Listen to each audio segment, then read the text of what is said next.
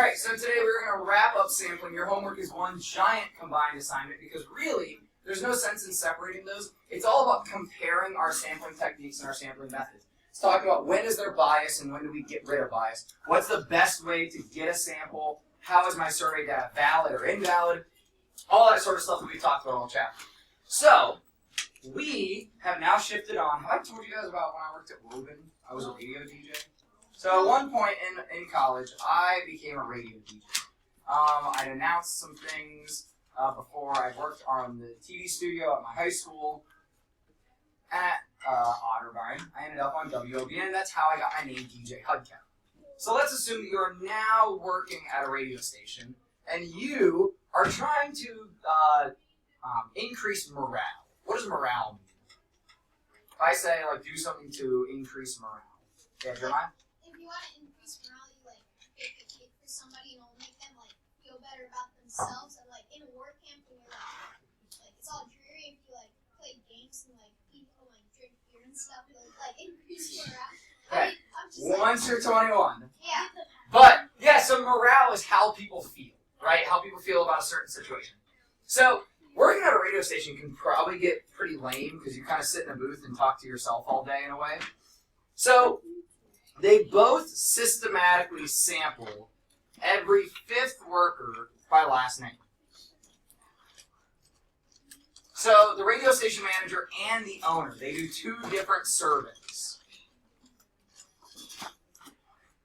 How could their recommendations end up so different? And so I got to tell you what they found out. The radio station manager found out that almost everybody voted for omelets. The radio station owner found out that almost everybody voted for salad bar. Well, this is interesting. So think. What else don't we know about this situation with how they did their survey, how they collected this data? Andrew, what do you think? What time of day? So the radio station manager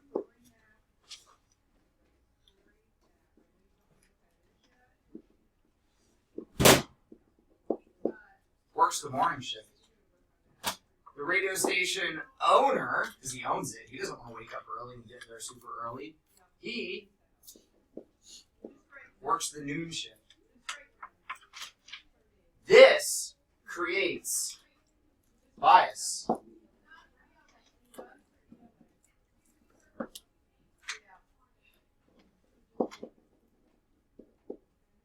So not only can location cause bias, but time, when you do the survey. If we had stood outside of Fort and did a survey about how you feel about Phoenix, I bet you we would have gotten different results today based on our cell phone conversation than we would have if I had just had a math class and given you guys candy at the end of the class. And then give you a survey about how you feel about Phoenix. Time and place will both create bias potentially. So, what could they do to try to cancel out this bias and try to, like, mediate this situation? Jeremiah? Smith?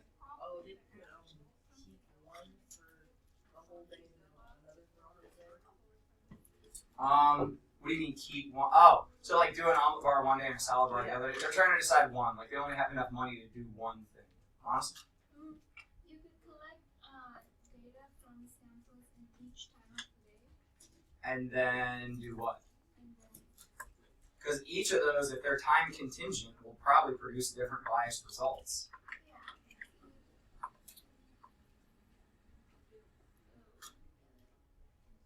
Oh, then you can otherwise you can do it like outside of That's what I was gonna say. Yeah, outside of like omelet functions. Yeah, but we're sampling radio station workers. like the people that are employed there. We're trying to make the workers happy. I taught them maybe 5 out of 5 Okay, well, but still, that's going to be time contingent. Dom?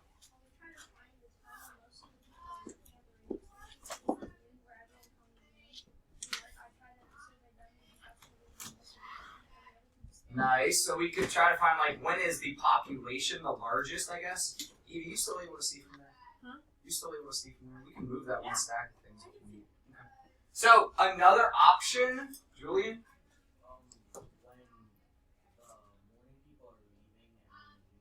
Ooh.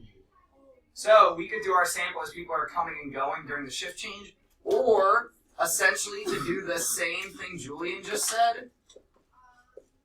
What if we merge our data?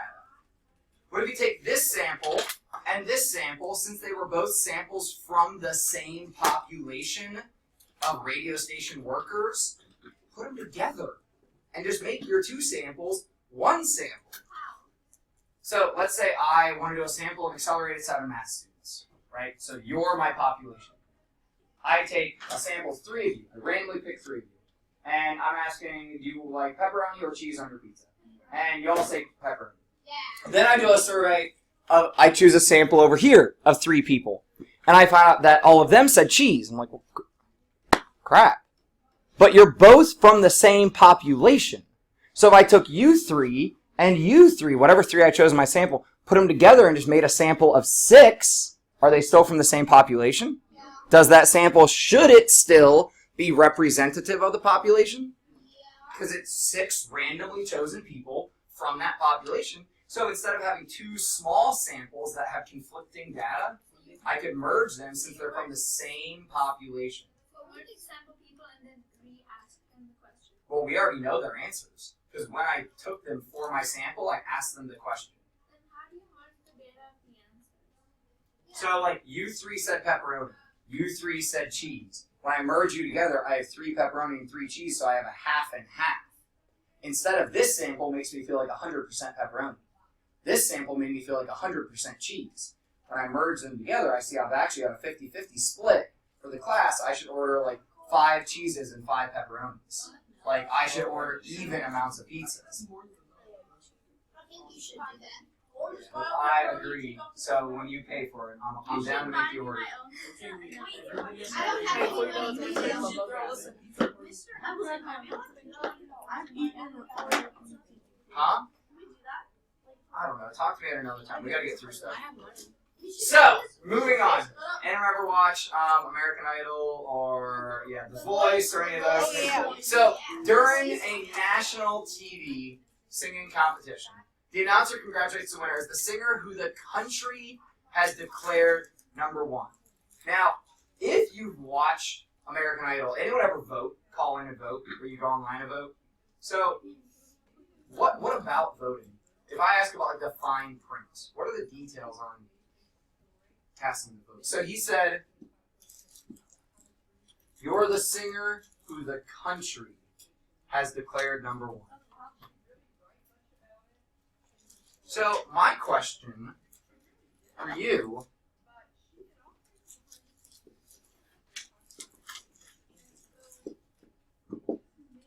who decided this? Who made the choices? Really, what is my population?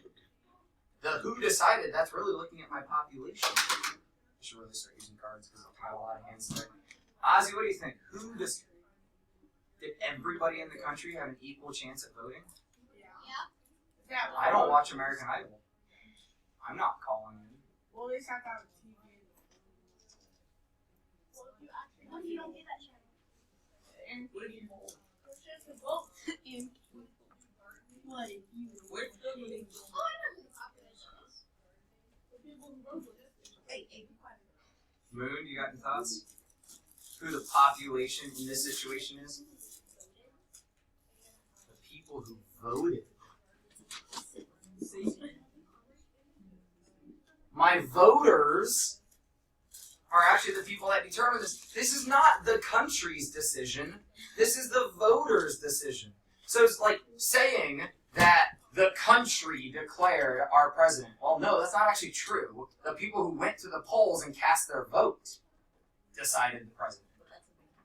Not everybody, because everybody did not vote. Now, if they called every single household, or if they did a random sample of households in America and called out randomly and said, hey, who do you think is the best singer on this show? Then the country would be your population. But we don't have an equal chance of asking everybody, and anyone ever listen at the end of the show where they're like, voting lines will be open, and what they actually say is, so my question is your vote the same as your vote? What do you mean? Sometimes it's so. No, because you can vote a bunch of times.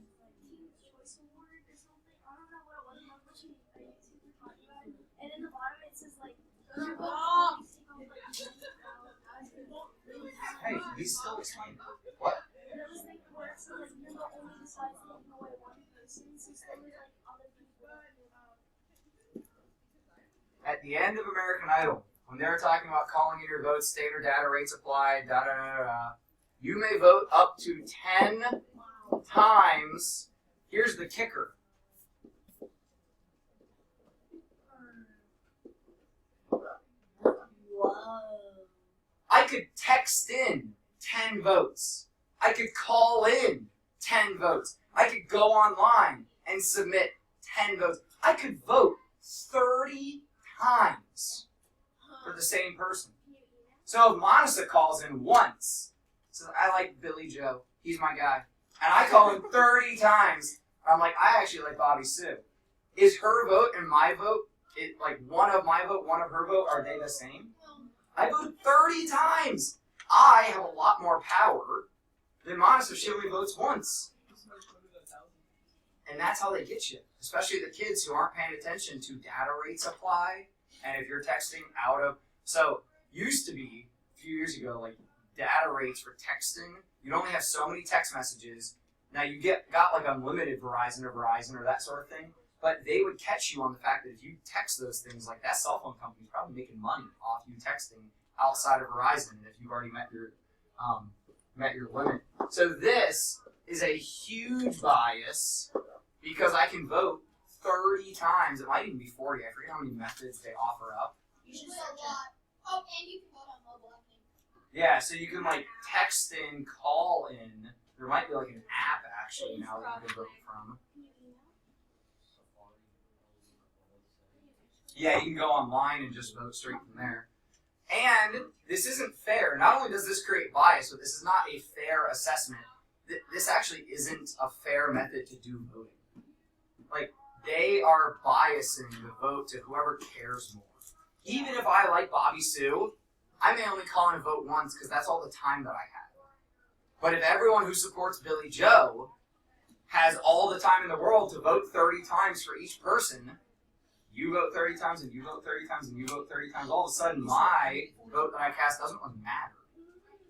Because my one person, one vote, and those 3 people, 90 votes, well, that's just completely biased. Check out the Got It. This is a really good question that cycles back often. So check out the Got It. See what you think. I made it to the point where my smart money got me.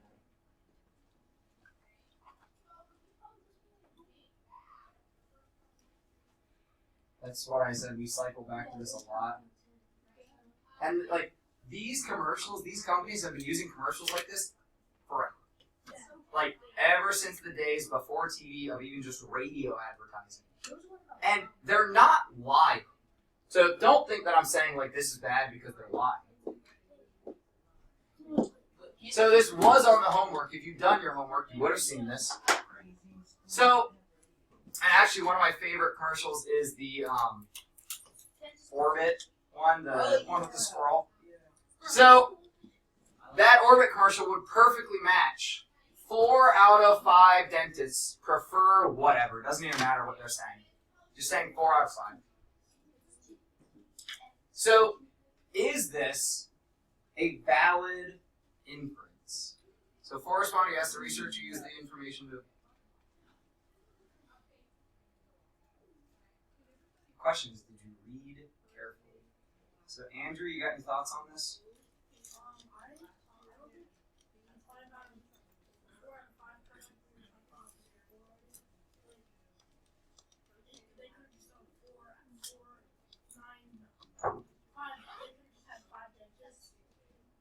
He literally did.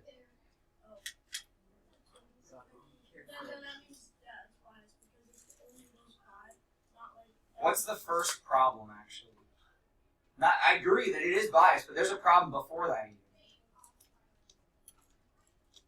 Tom? Not only the fact that they're his friends. How many dentists do you think there are in the U.S.? A lot, right?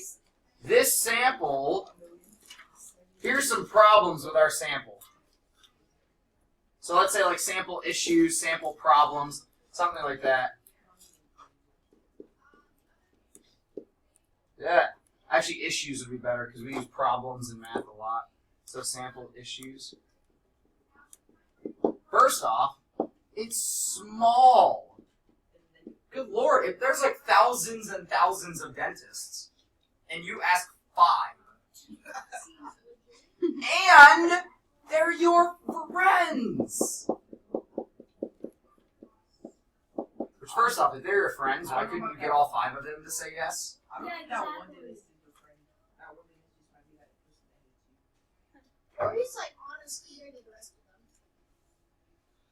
them. So, when you say 4 out of 5, people, well, if they're mathematically minded, people watching that commercial are immediately going to take that and think, oh, 4 out of 5 really relates to 8 out of 10, which really communicates, or is trying to communicate, that 80% of all. Do we actually know that it's of all? No. This is not a random sample. They're his friends. This is not representative because it's not big enough. You gotta be proportional. Like, you can't be tiny and be proportional. You have to be big enough to actually have that proportion. I mean, even if we think of like what different types of dentists are there? There's kid dentists, there's adult dentists, there's male dentists, there's female dentists, there's like there's dentists that only work on kids. Like there's actually dentists that specifically work on people with special needs because it's really hard to do dental work on people with special needs. So there's all kinds of different types of dentists. 5 dentists will not represent that population. And Yeah. also they're biased because all 5 of them are local. Yeah, so this is not at all representative.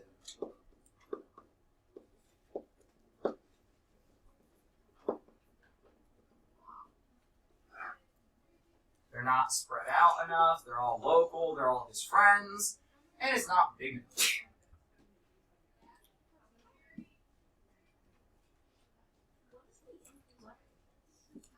So the inference that we're making is you're inferring 80% of all dentists. Like based on saying 4 out of 5, you're wanting people to say, oh, 80% of everyone. That's not true. So like this, mathematically, 80% of who he asked said yes. But that inferring it to 80% of all is not valid because it's not representative. So answering the question of is this valid? No, because it's not representative. To be valid, it would have to be representative. So this is way more fun than dentist work.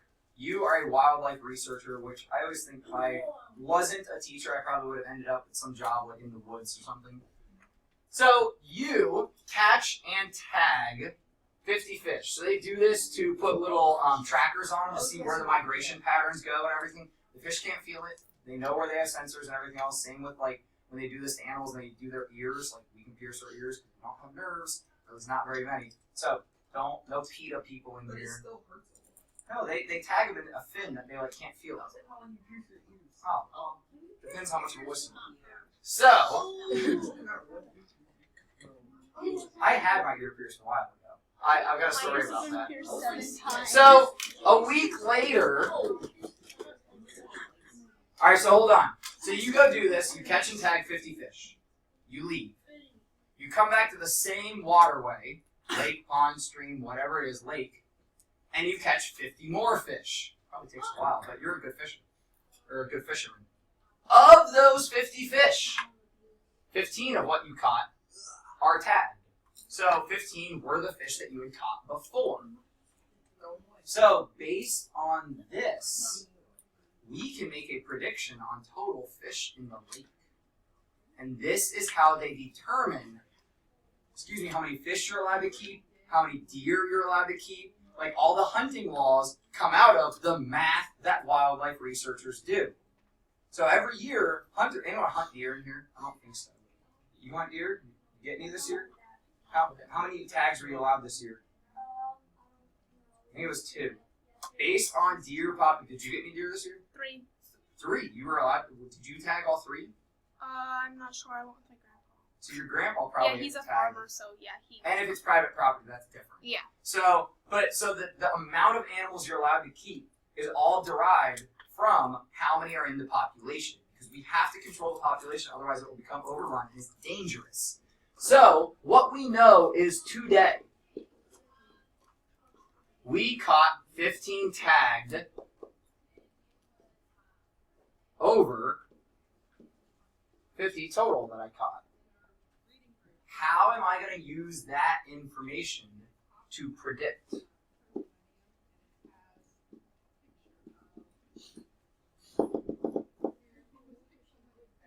I can use my info from today to make a prediction. So if you buy the land, you basically own the animals that are in the land. You have rights to. So, like, if a turkey is walking across the hill out at my in-laws' place, which we see often, turkeys just migrate across there, I can shoot it in season, out of season.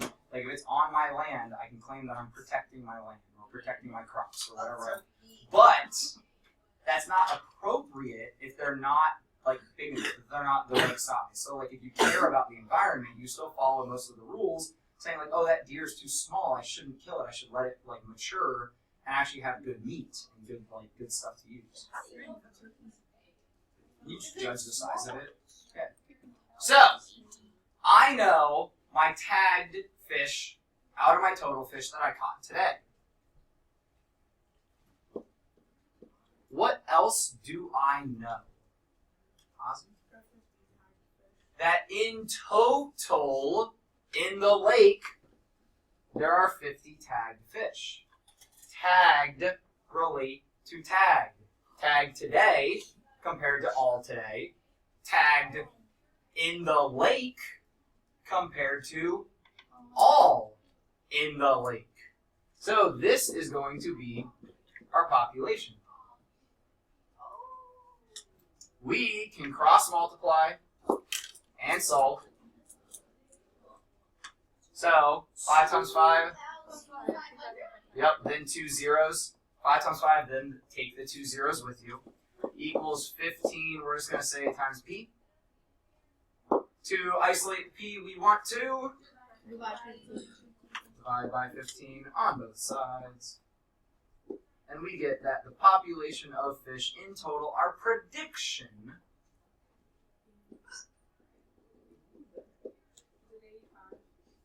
it should be more than that, I believe.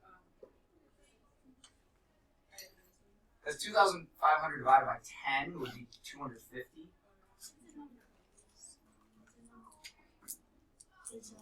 It is 166.6 repeating forever, so rounded, it would be approximately 167. Well, it's 2/3, so if we follow the mathematical rounding rules, we would just round out. We're making a prediction. So you're getting stuck on, like, if we were buying cases or buying, like, how many I'm able to get. So if I found out I'm only able to receive 166.6, then really that's 167. But if we're making a prediction, we just follow the mathematical rules. So 166.6 forever, our prediction, that's closer to 167. Because we don't know this for sure, we're just predicting. You're remembering back to like the cases of soda, or those sort of problems where like, if I can buy 3.7, I can really only buy 3. right? Other questions on this? Use your current data compared to your total data to make those predictions. So let's try this again with this guy on the back. Give that a gander and try that on your own. You may work with partners if you would like. Actually, I encourage you.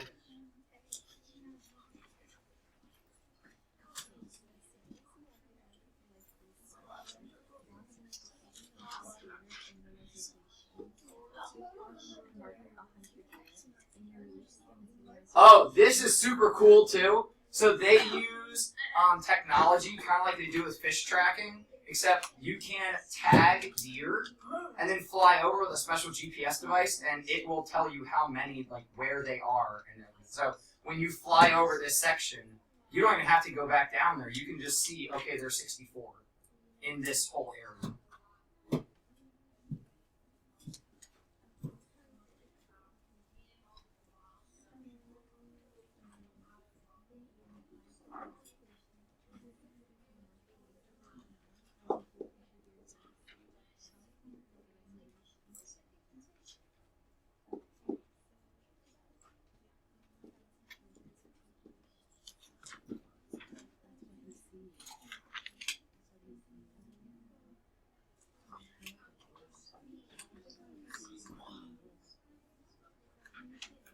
So you flew over this reservation, you spotted 1,200 deer. Of those, 64 had the markings that you had given them, or the tag, really. I don't know why they said marked. You would tag them. Sometimes they mark them with like a brand, or they like spray paint them, but you'd normally tag them in their ear. Yeah, they brand their cows because then you can't take that off. So if somebody tried to steal my cow, you can't remove a brand. Like, unless you cut it out, and then that'd be obvious. There was an article, it was really sad, but it was with racing dogs, so like they'll like tattoo the inside their ears, Yeah. and like if the dog loses, and they kill the dog, they're actually cut the ears off. Yeah, that's really sad. It was a really sad article. Really sad. What are you reading? It's more positive. All right, Julian. How do I set this up? Nope. Okay, so if I think about the data today, let's set up a ratio of what we see today. So any ratio that we set up, we normally are working like part compared to whole, or part compared to part. Here we've got part compared to whole. So today when I flew over, what's my ratio of part to whole? That's how we start. So we set up 64 over 1,200. We then compare that to the rest of the data that I know. So Jaslyn, I'm going to set that ratio equal to what ratio? 100, because there are 100 tagged over our total population. So remember, we're talking about marked over all. So today, I had 64 marked over 1,200 all. In total, I know there's 100 marked. I don't know how many there are. So we can cross multiply and solve. We'll just add 2 zeros there. Really, you can just cross multiply those and then divide by the remaining value. So we get 120,000 equals 64p.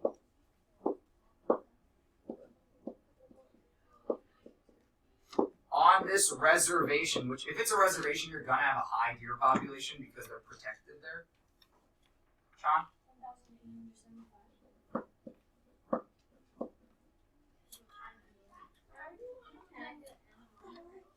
So, like, we have to do this to be able to control the hunting population. So, if we didn't know the data on the animals, we wouldn't be able to guide the people going out hunting.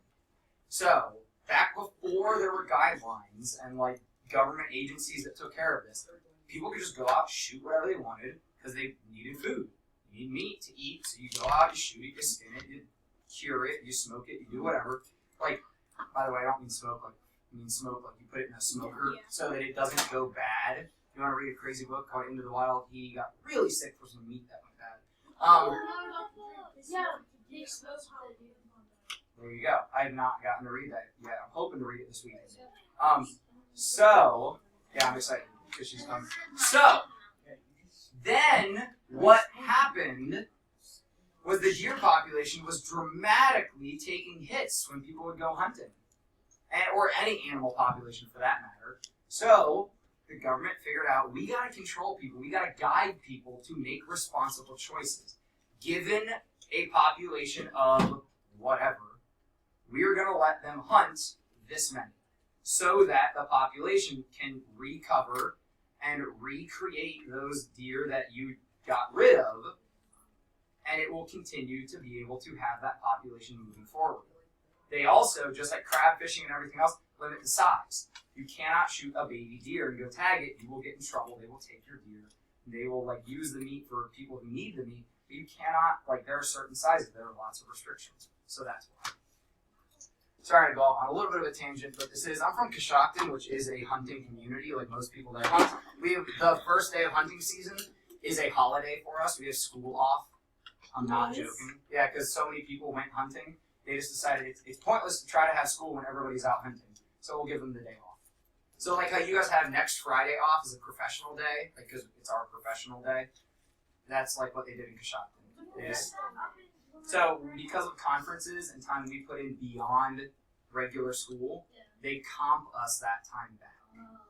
So because we were at school for student conferences and everything else, we worked extra hours, and so did you guys, honestly. So they comp us that time back for the day off. Yeah. And depending on how rural the district is, they just do that. And their teachers go hunt. The best high school teacher I ever had, Mr. Stockdale, great guy, loves trains. I'll tell you stories about him anytime. He goes hunting. So back before they made that policy, he'd always tell us, hey, I won't be here because I'm going hunting. He would just straight up tell us that. One year, I think he fell out his tree stand and broke his hip or something. That was not fun. So you did what? Tree stands are dangerous. You're up in the tree sitting, and if you move wrong, you can fall out. So, manager of a grocery store wants to know how many bananas to buy for the next week. This is actually a very, very tricky thing to figure out because bananas go bad really fast. So, if you want to learn about banana ripening, that's actually what my brother-in-law does. Talk to me sometime. So, assistant manager 1 and assistant manager 2 both decide a different method to sample their customers. So, they both ask the question, are you planning to buy bananas next week?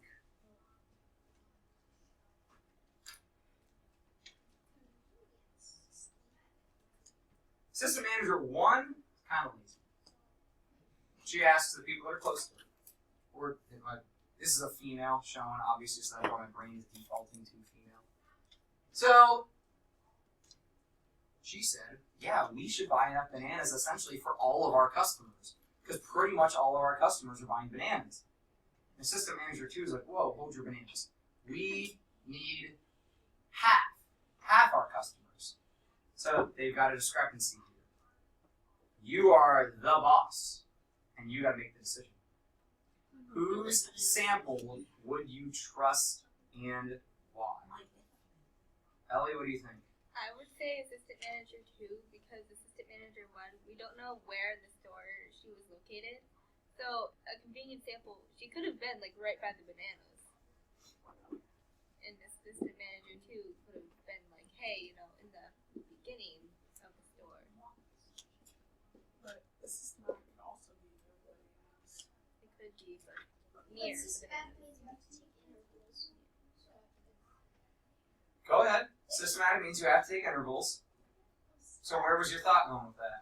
Actually, I don't know where I was going. So even if I stood at the bananas and did a systematic interval, is everybody walking past the bananas buying bananas? Not necessarily. So most of those people are probably buying some kind of produce, because they're in the produce section. But if I just stand at the bananas and ask the first 25 people that walk up to the bananas, well, these 2 people that said no, well, there's your people that weren't buying bananas and they were just buying produce. But here are 15 out of 30. We don't know where she was, but either way, systematic is going to be more representative. It will be more fair. It will have less bias. So we would trust assistant manager 2 because systematic works to remove bias. So systematic is least, not that there's none, but it's least biased. Not that there's none, but it's least.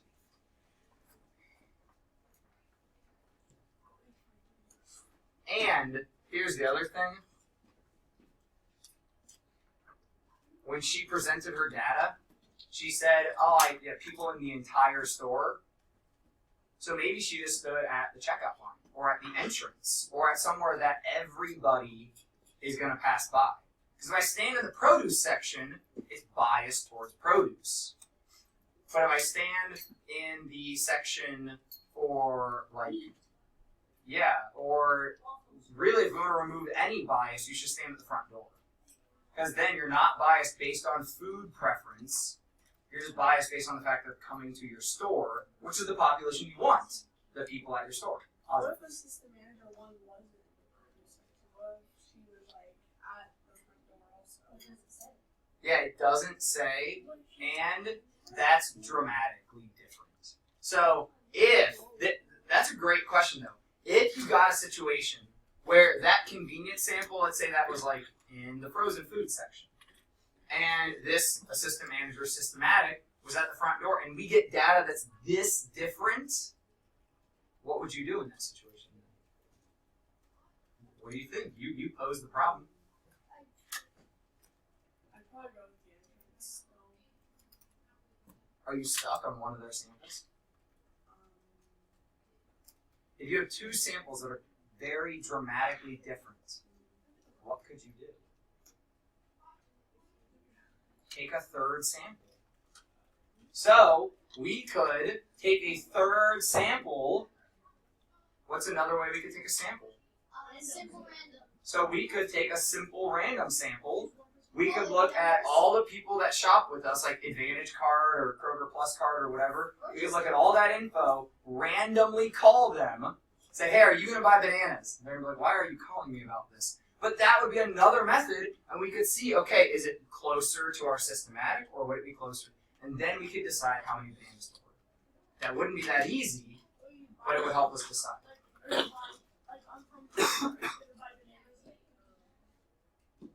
That'd be an interesting job, surveying people like that. I mean, as long as I pay So my brother-in-law, if I've never talked about this before, he actually works, and he was just in China doing this. He oversees projects for building banana ripening rooms. So there's a very scientific method for how quickly you can ripen bananas. You can have bananas show up on the truck and have them ripe to put on the shelf in a day. You can have bananas show up on the truck and keep them from ripening for like 2 weeks. It all depends on the temperature, the humidity, all of the like weather in the banana ripening room. But that's why they're so particular. It's like got a refrigeration unit, it's got a whole vacuum air unit, like it's pretty fancy just for bananas. Now, some stores don't have that. So you don't have a banana ripening room, you just gotta order what you're gonna sell, and if you don't sell it before it goes bad, well, you're throwing it away. Or put it on manager special. Or make banana. I was about to say make some muffins. So the manager decided to buy enough bananas for half the customers. That's a safe decision. Then a third assistant came on duty. Hey, look at that segue. And decided to take, oh my gosh, look at that segue. A simple random sample of all the customers in the store. And the simple random sample This is not likely at all. found 30 out of 50. 60%. So that's 60%.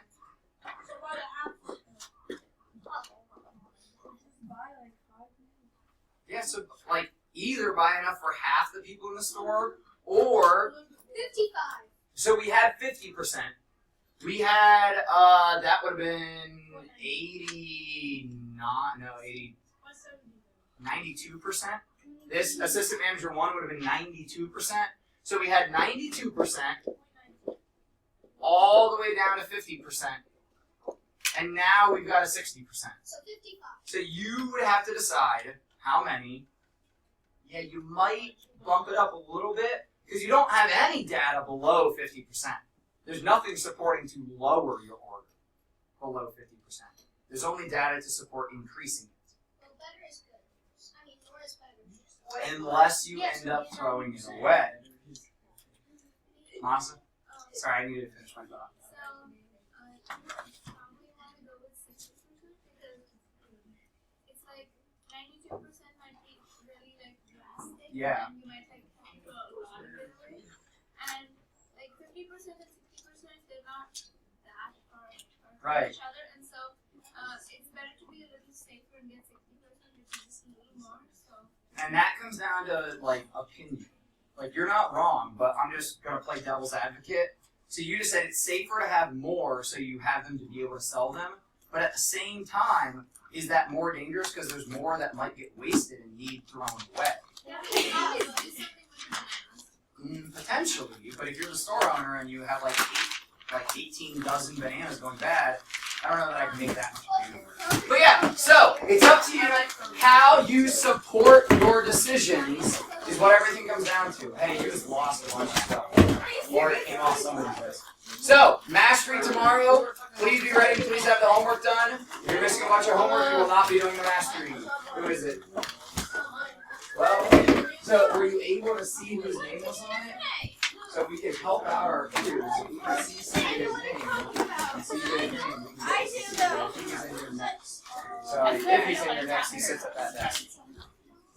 Thank you guys. Have a good day.